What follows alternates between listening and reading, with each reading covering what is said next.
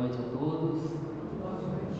Que Jesus nos ilumine, nos abençoe nessa noite. É uma alegria muito grande estar aqui junto de vocês, buscando os ensinamentos do nosso Senhor Jesus Cristo, que é fundamental para a nossa reforma íntima e a nossa transformação moral.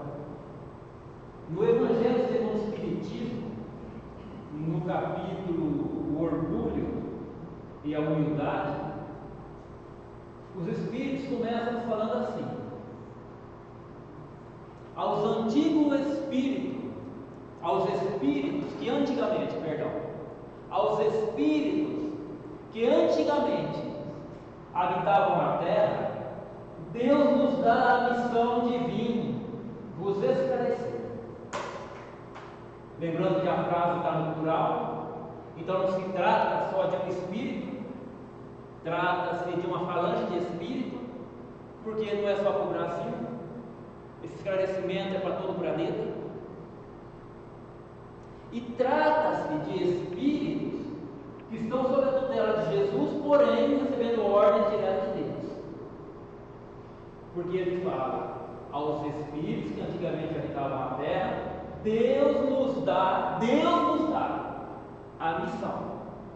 Não são qualquer espíritos, são espíritos missionários de vir nos esclarecer. E aí vem a chibatada que ele nos dá. Ele começa dizendo: a humildade é uma virtude já bem esquecida entre vós. A humildade é uma virtude já bem esquecida entre vós. E os bons exemplos que ela, a humildade, vos tem dado, são bem poucos seguidos. É uma passagem muito profunda, de espíritos superiores, de missionários, que vem nos lembrar da necessidade de termos a virtude da humildade, porque o ouro dessa passagem é essa pergunta que ele nos faz: acaso acreditais que podeis fazer a caridade sem ter humildade? Porque há muita confusão acerca da caridade. Muitas vezes, para muitos, a caridade é dar, doar. Não, isso é ajuda.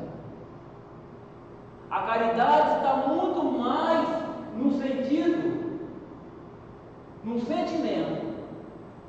do que naquilo que se dá. É muito mais uma questão sentimental para se praticar a caridade. Então a gente tem aprendido que de nossos lábios não adianta gotejarem mel se o nosso coração nada tem a ver com isso.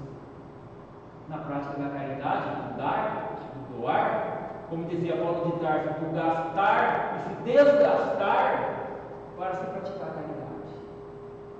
É imprescindível esse sentimento de humildade. E é sobre isso que a gente vai falar essa noite, sobre a caridade. A gente dá uma pincelada nela. Porque a doutrina espírita é ciência, filosofia e religião. Está lá na bandeira dela: ciência, filosofia e religião. Porém tem uma outra bandeira que se encontra muito mais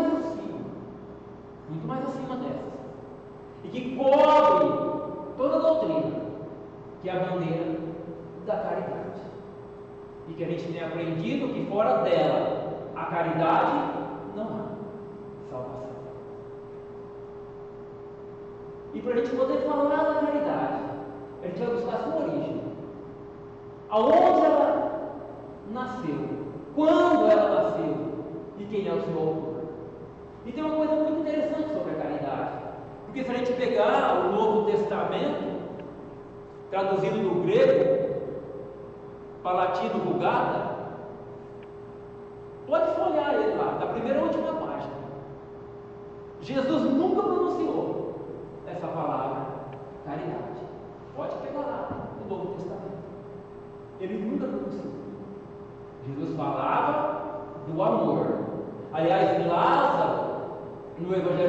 Espiritismo nos lembra que quando Jesus pronunciava a palavra amor, os povos tremiam, e os mártires embriagados de esperança, descia para o circo dos horrores, entoando um hino de louvor a Deus. Tamanho da fé do povo, tamanho da fé desse povo.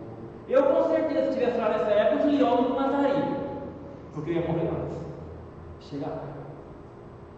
Então, Jesus nos ensinou, falou do amor. A gente não vai encontrar na palavra de Jesus a palavra caridade. Onde ela surgiu? Em que época? Para isso a gente vai voltar no tempo. Nós vamos lá na Palestina antiga. Vamos ver aquele rio de pescadores, conhecido como o Mar da Galileia. E entre inúmeras comunidades de pescadores, nós vamos parar em uma chamada Cafarnaum. E nessa cidade de Cafarnaum, de na época aproximadamente 1.500 habitantes, nós vamos encontrar uma casa. Ficou muito conhecida como a Casa do Caminho, que todos nós conhecemos. E lá dentro dessa Casa do Caminho, nós vamos encontrar 3 personagens, também muito divulgados na doutrina espírita, no catolicismo, no povo evangélico, no meio evangélico, que é Pedro, Paulo de Tarso, Simão Pedro, Paulo de Tarso e o seu companheiro inseparável, o Barnabé. E nessa Casa do Caminho nós vamos encontrar um plantel de assistido por Pedro, órfãos, viúvas, velhos, doentes de todos os tipos, mulheres que foram meretrizes quando eram novas e quando mais velha querendo mudar de comportamento, a sociedade não se permitia. Esse tipo de gente na Casa do Caminho. Esse irmão Pedro tinha que sair todos os dias. Saía esse irmão Pedro de manhã e voltava à noite, muitas vezes descalço. Saía ele para buscar donativos, alimento, remédio, vestimenta para aquele povo necessitado e sofrido. E era uma rotina diária, saía de manhã e voltava à noite. Muitas vezes saía de Cafarnaum para outra cidade, a fim de buscar itens necessários para atender aqueles da Casa do Caminho. Já era velho, não era mais moço. Se alimentava mal, dormia mal, e ele chegava extremamente cansado, exausto. Paulo de Tarso, certa feita, perguntou a ele: Pedro, você viveu com Jesus? Viveu com Jesus? Você bebeu direto da fonte? Esteve ao lado dele o tempo todo? E você não fala de Jesus para os seus assistidos? Por quê? E Pedro lhe responde: porque eu chego muito cansado. E ele não estava brincando, gente. E chegar no limite das forças. Eu não tenho condições de, depois de um dia de trabalho, em busca do necessário, ele chega aqui e fala: mas Jesus, eu chego completamente exausto. Não tenho ânimo para isso. E ele não fugia de falar de Jesus, ele estava correndo de falar de Jesus. Realmente, ele chegava ao limite, sem força. Então Paulo de Tarso teve uma ideia. E aí expôs a Pedro, porque era ele, dono da casa, de ensinar a sua profissão àqueles que ali se encontravam. E assim isso geraria recursos, lembrando que Paulo de Tarso foi tecelão. Isso iria render algum recurso que poderia ser vendido, e Pedro poderia ter um pouco mais de tempo para assim poder falar-lhes de Jesus. Pedro aceitou. Então Paulo começara a ensinar a tecelagem, na boa vontade daqueles que ele se encontrava com pouco tempo. Muitos deles haviam aprendido a profissão. Ele teceu de tudo. Chegava folha de palmeira, descansava, folha de coqueiro, descansava, lã de ovelha, da lhama, tudo que se transformava em produtos que eram vendidos. E iam adquirindo recursos. Como as palavras movem e o exemplo arrasta, Barnabé, vendo a atitude de Paulo, também decidiu ajudar, ensinar a tua profissão. Barnabé era oleiro, trabalhava com barro, com argila, produzia utensílios. E mais uma profissão foram ensinadas a esses filhos do Calvário, e que trabalhavam com alegria, que produziam utensílios, que se secavam ao sol, outras vezes se queimavam no forno, a lenha, e tudo era vendido. Tudo era vendido. E os recursos foram vindo. E uma coisa interessante é que nesse trabalho do bem, nesse trabalho do bem, desculpa que eu me emociono, nesse trabalho do bem, volta macho, né? Reencarna macho de volta. Nesse trabalho do bem, os doentes tiveram melhora, uma melhora muito consistente, não se curaram, mas antes era uma casa triste, escura, agora é uma casa alegre, transformada. Por quê? Porque antes as mentes ociosas, a gente sabe que mente ociosa é oficina do diabo, um certificado isso. Essas mentes ociosas passaram a ter um trabalho.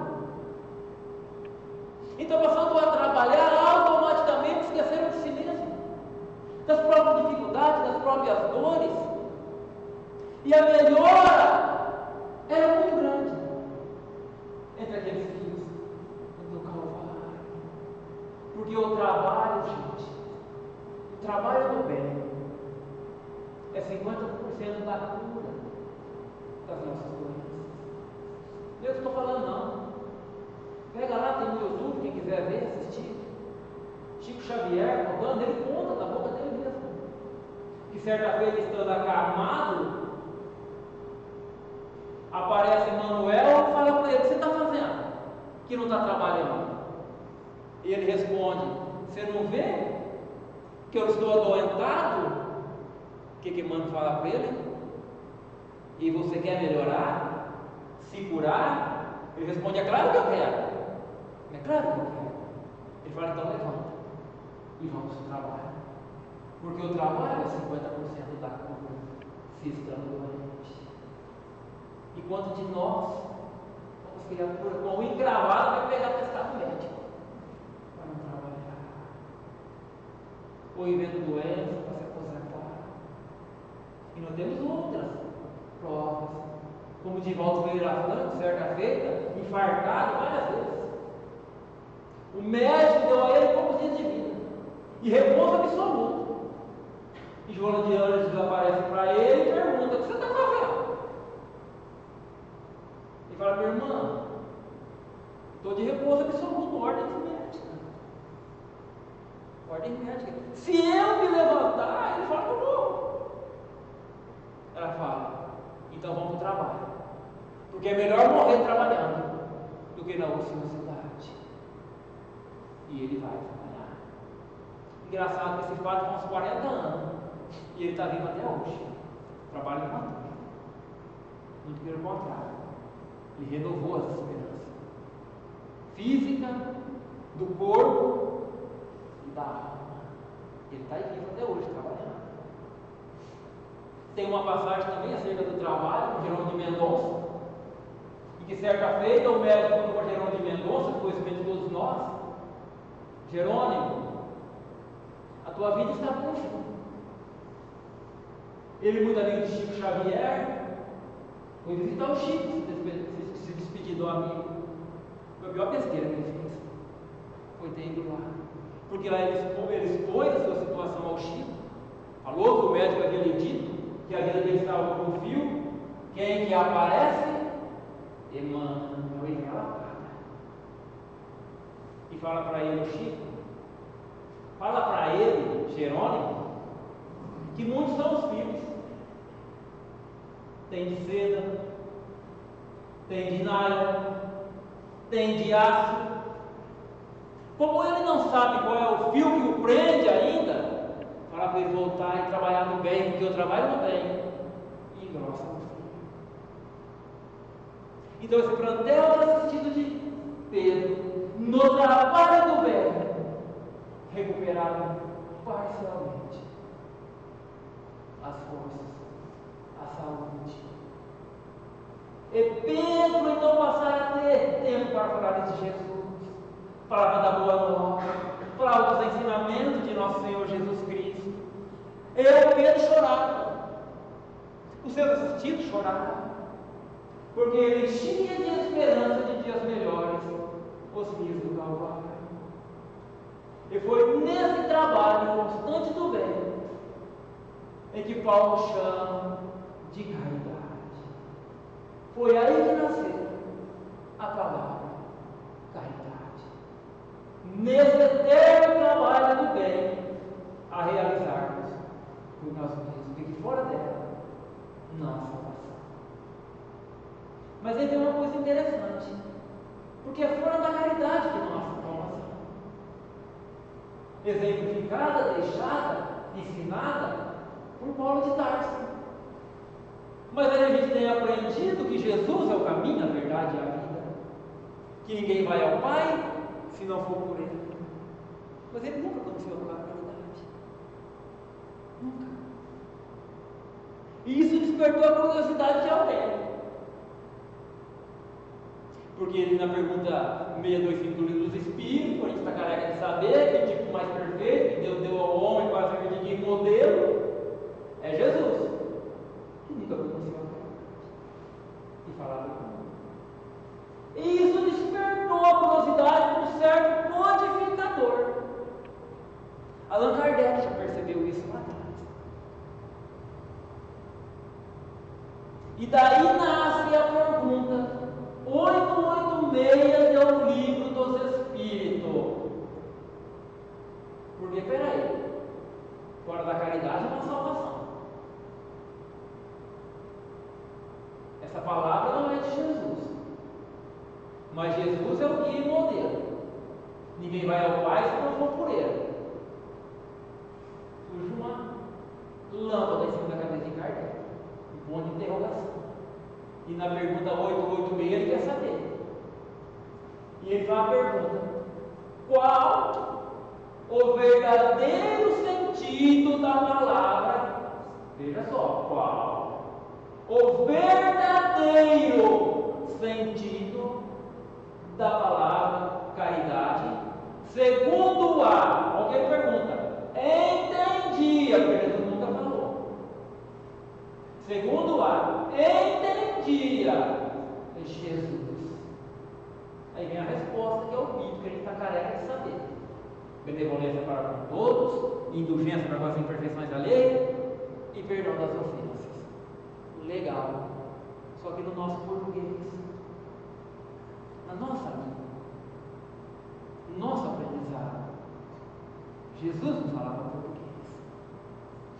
Jesus não falava português, ele falava aramaico. Aliás, Jesus falava aramaico, hebraico, latim, grego, era poliglota. Jesus era poliglota. Ainda falava a língua dos anjos. E para entender o que Jesus, porque eu vi entendia, porque benevolência para com todos, indulgência com as imperfeições alheias e perdão das ofensas, então vamos voltar lá atrás, na Palestina. Como benevolência, indulgência e perdão das ofensas vem do latim, então vamos voltar lá para entender o que significa isso em latim. Nós vamos começar de baixo para cima. Perdão. Você me perdoa, gente, eu posso assinar o latim aqui, porque até meu português é ruim. Imagina o latim. Mas vai dar para entender. Vai dar. Perdão, em latim. Perdonar. Perdão, perdonar. Porque há um entendimento que não é muito correto acerca do perdão. Porque tem muita gente que acha que perdoar é esquecer e não é esquecer. Nunca vai esquecer. Ah, para perdoar tem que esquecer. Então esquece. Porque você não vai esquecer. Nós somos um disco rígido. Disco rígido. Infinito. Todas as nossas ações e pensamentos estão gravados nele. Para nunca mais ser apagado. Como é que a gente vai esquecer? Então perdoar não vai esquecer. Perdoar é saber lidar com a situação e não esquecer. Você vai esquecer se tiver Alzheimer, aí você vai esquecer, mas não vai adiantar nada. Porque o Alzheimer é uma doença física, que quem a provoca, óbvio, é o espírito. Mas é física, não é o cérebro. Veio do espírito, danificou o cérebro, Alzheimer.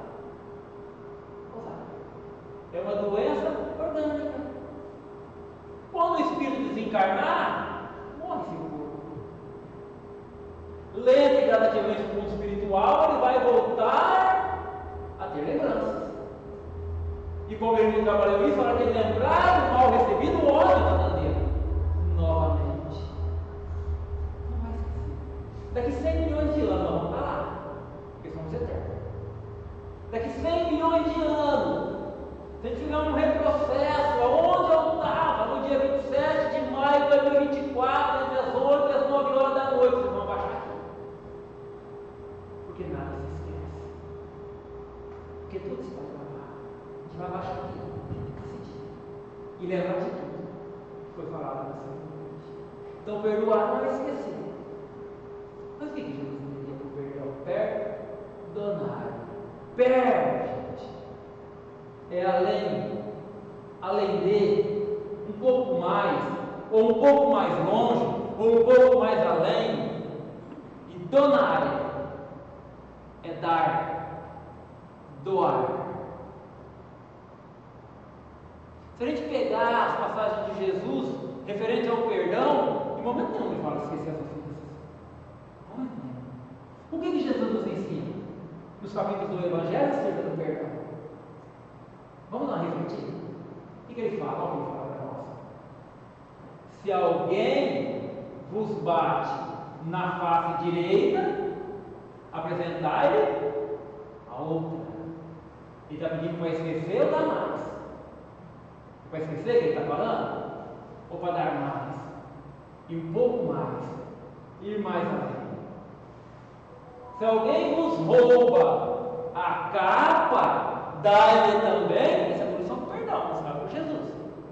A túnica. É para esquecer o que ele está falando?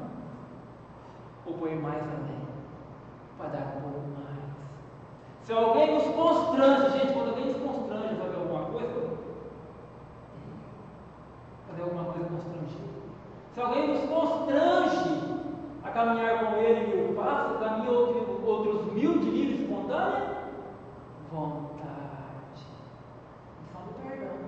Sempre nos convidando a não esquecer, mas a ir sempre além, a dar mais. E para nos fazer melhor entendido, uma última história, conhecida de todos nós.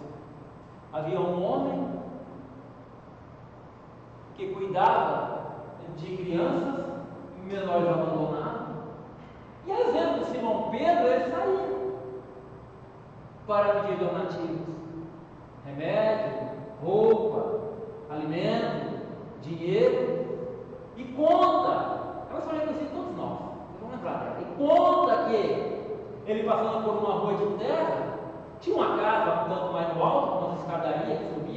até a porta de entrada. Ele subiu essa escadaria, chegando lá, bateu na porta, saiu um homem enorme, de tela 4x4, quase 2 metros de altura. E ele se apresenta e pede alguma coisa para as suas crianças. E esse homem não estava num dos seus melhores dias. Lembra da história que o homem faz com ele? Dá-lhe um pé no ouvido. Ele desce rolando as escadas e vai parar na terra. Sacode a poeira, volta a escada acima, o homem está esperando ele lá com a porta aberta, e ele lhe diz: o que eu merecia, o Senhor me deu. E para minhas crianças, o que o Senhor tem? E para minhas crianças, o que o Senhor tem? Olha, gente, a história para aí. A história para aí. Mas eu me recuso a acreditar que esse homem saiu de lá de mão abanando. Eu me recuso a acreditar que esse homem saiu de lá de mão abanando com o exemplo do perdão que ele deu. Porque o próprio Evangelho nos ensina: não há coração tão duro, tão duro, tão duro que não possa ser tocado de bons sentimentos. E eu duvido que esse homem depois não refletiu. Não refletiu. Porque a vibração do bem, gente, em cima do mal, constrange. O mal foi constrange. A gente pode até não perceber, mas constrange. Muitos nem olhavam para Jesus. Muitos nem olhavam para Jesus, porque não dava conta, estava constrangido. Então eu me recuso a acreditar que esse negócio vai ser parado. Muito bem. E continua. Indulgência, benevolência para com todos, indulgência para com as imperfeições alheias. Indulgência, que também vem do latim, in, dentro, ou dentro dele, ou dentro de mim, ou dentro de vocês. Dulce, já está falando, doçura, doce. Jesus entendia na caridade da indulgência em ser doce por dentro. É imprescindível para praticar a caridade sermos doces por dentro. Porque é muito melhor trabalhar com uma pessoa doce do que com uma pessoa amarga. Do que com uma pessoa amarga. É muito mais fácil convencer sendo doce do que sendo amargo. O que é mais fácil comer? Uma banana madura ou uma banana verde? Eu acredito que eu comer a banana verde de vez. Às vezes na fome, muitas vezes na roça, a banana não está muito madura, a gente tem que tentar comer ela de vez. Não tem que comer. Ele é marrenta. Você coloca ela na boca, você mastiga, mas não desce, o estômago não quer. Ele vai, não manda isso aqui para mim não, pelo amor de Deus. É que ele fica marrendo na boca. Isso é ser amargo. Isso é importante. Então, para ser indulgente, é imprescindível sermos doces. Quer ver um exemplo de como ser doce por dentro muda toda uma situação? Lembra daquela passagem de Gandhi, que também é conhecida de todos nós? Quando certa feita, caminhando numa das ruas da Índia, um soldado britânico, na época que havia lá invadido a Índia, um soldado britânico reconhece Gandhi e parte para cima de Gandhi. Chega até Gandhi e dá um soco nele. E era miúdo, gente. Era pequeno. Era franzino. Ele vai ao soco. Ele cai. E o soldado fala para ele: reage, covarde. Reage, porque o soldado queria bater mais nele. Gandhi levanta de novo. O soldado vai dar outro soco no Gandhi. Ele vai ao chão outra vez. Estavam dentro de uma cidade. A população ficou engrossada. E começou a rodear os soldados. Eles iam linchar o soldado. Eles iam linchar o soldado.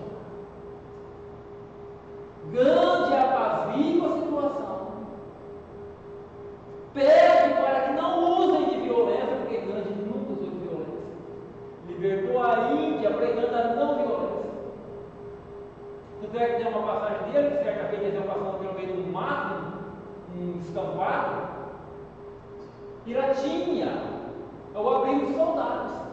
E não tinha nenhum soldado de campana. E as coisas pertencentes aos soldados estavam tudo lá dentro. E um daqueles que acompanhava ele falou: vamos pôr fogo. A gente fala: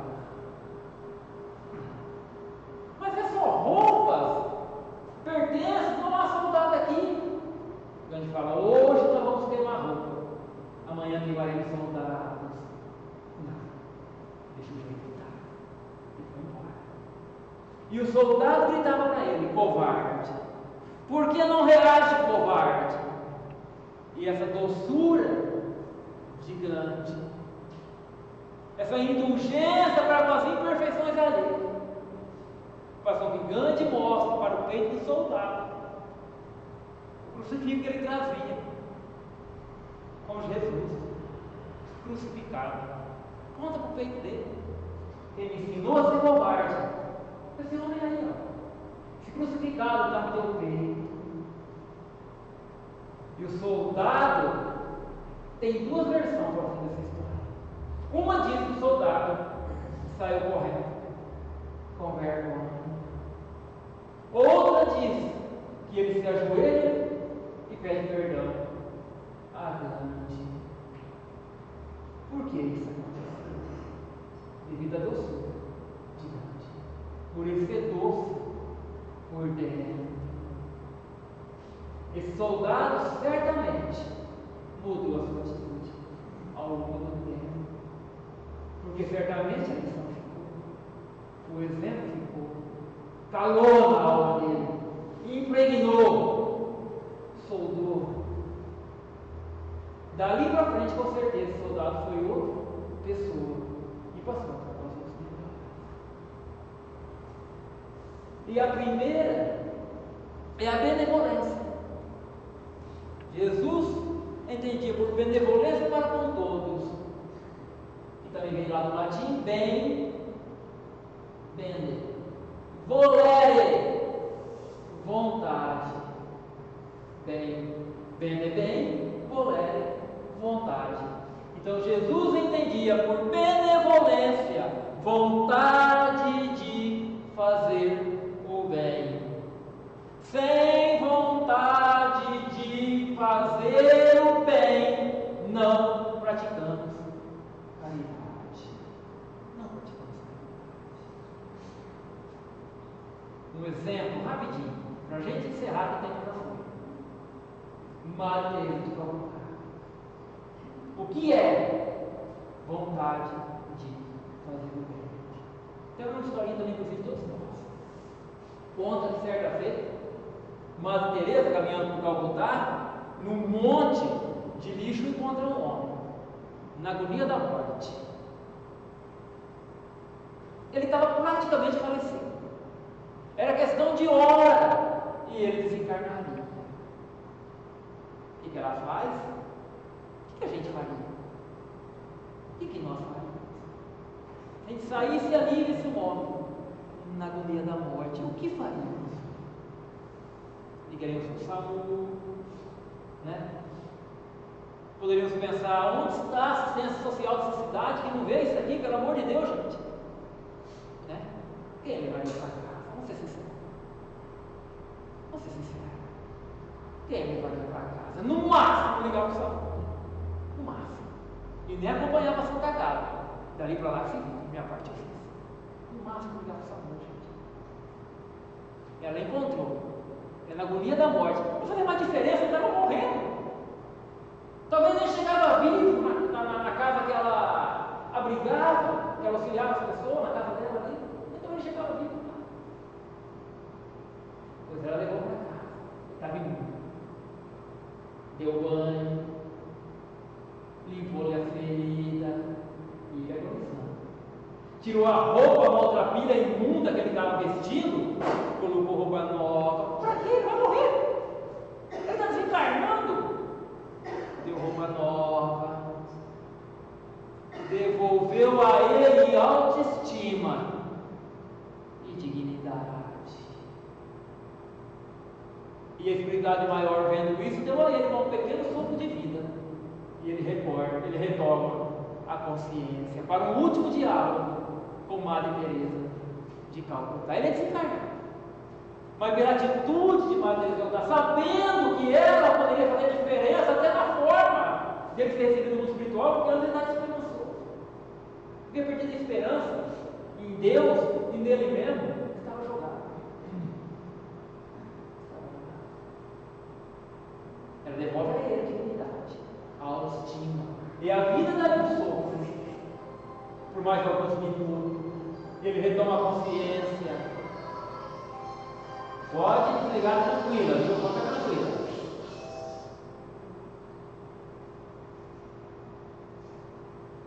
Gente, isso aconteceu comigo também. Tocar aqui na frente, ó, com a lição e tanto. Que aí toda vez agora que eu chego, eu ligo, porque a gente é muito esquecido, né? E uma vez eu estava fazendo uma palestra aqui, pá, outra começou a tocar e eu fiquei apavorado, não conseguia desligar. Meu Deus do céu. Mas isso acontece, gente, a gente esquece. Isso acontece. Muito bem. E devolve-lhe um sopro de vida por mais alguns minutos. E ele retoma a consciência. E trava um diálogo com Madre Teresa de Calcutá. E a primeira pergunta que ele faz: quem é você? Quem é você? O que responderíamos para ele? Eu ia falar para ele: ó, meu nome é João Paulo, fica tranquilo, que no que eu puder eu lhe ajudo. Beleza? O que responderíamos para ele? Quem é você? Ela respondeu para ele: eu sou sua irmã. Indiferente, mas eu sou sua irmã. Ele: minha irmã, qual a tua religião? Porque na Índia se crê, ainda hoje, nos dias atuais, em vários deuses. Embora se tenha vários deuses.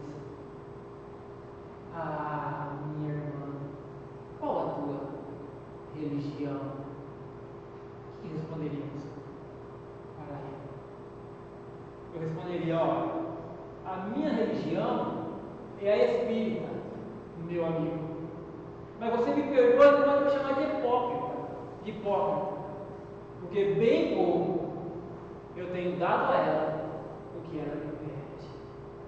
Não pode me chamar de hipócrita, mas a minha religião é a doutrina espírita.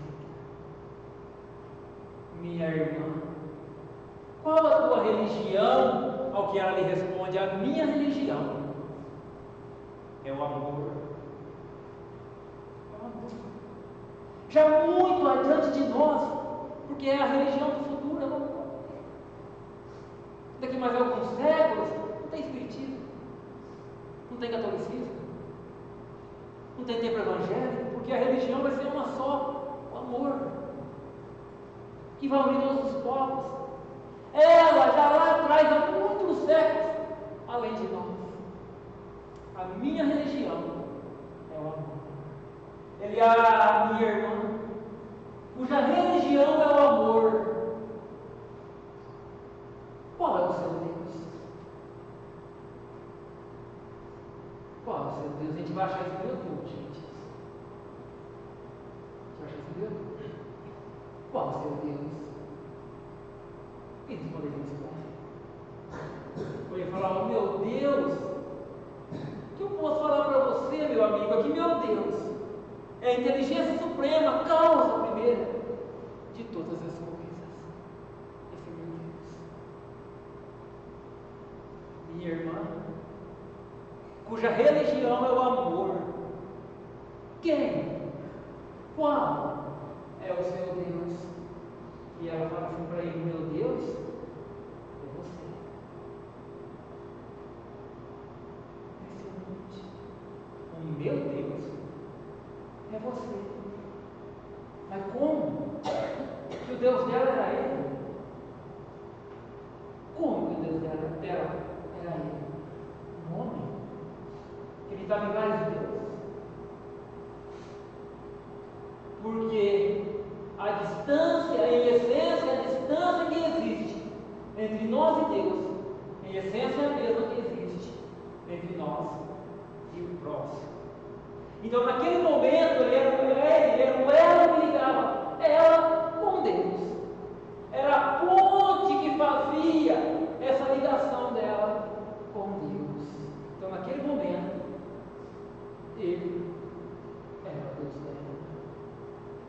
E ele fala assim para ela: minha irmã,